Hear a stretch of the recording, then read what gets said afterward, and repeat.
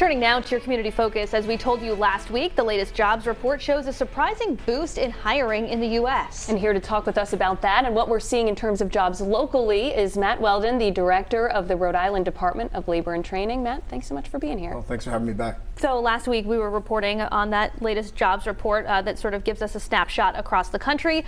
Folks were pleasantly surprised. How are we doing here locally? So the latest data that we have available is from December. And in December, our unemployment rate went to 3.5%, so down 1/10 of a point. Not a lot of movement. We've been hovering around the same place for some time now. We lost 100 jobs over the month, and again, that's almost insignificant. We've recovered about 90.5% of the jobs that we lost during the pandemic. Two key industries, hospitality and healthcare, have both recovered 85% of the jobs that they lost. Others, construction and manufacturing, have more jobs now than they did pre-pandemic. So hiring is happening. And you know, I talked to an employer today, a large employer, I won't tell you which one, but they told me that they have more applicants now than they've had since before the pandemic.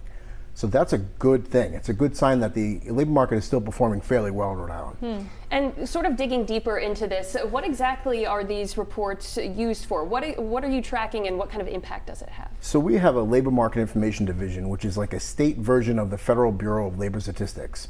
And we report out on 5 measures every month, and I'm here talking about them all the time. The unemployment rate. You know, that's one that's done the same way in every state. The federal government does it through the Bureau of Labor Statistics. We then add Rhode Island-based jobs info and Rhode Island unemployment claim info, and that's our number. It's the same methodology across the country.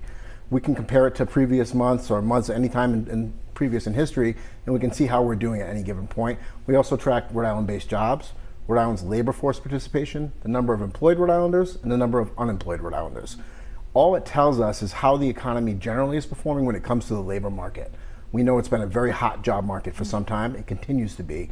So much so that I'm referring to it as a job hopper market because people know that they have an assurance. If I leave one, I can probably get another one. Yeah. Absolutely. You know, we wanted to ask you, the last time you were here, a lot of people were applying for seasonal unemployment. And we heard from some folks who were having a hard time getting through once again. I know there was a huge influx in volume during the pandemic, and you guys sort of rejiggered your systems. Why is there still a delay sometimes? Well, from November until the end of the year, we have our seasonal peak, and that's seasonal unemployment claims and then school claims.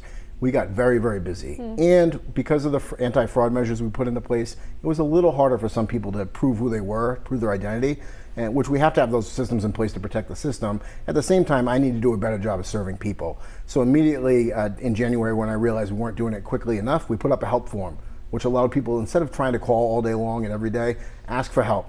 1,230 people have asked for help. All but 7 have been resolved as of today. Wow. 200 or so pending. Those are people that we've called at least once. In fact, 189 we called twice to try to get back to them, which is why I've said before, if you ask for help, let us help you. Please answer your phone. I know it's tough. People are busy.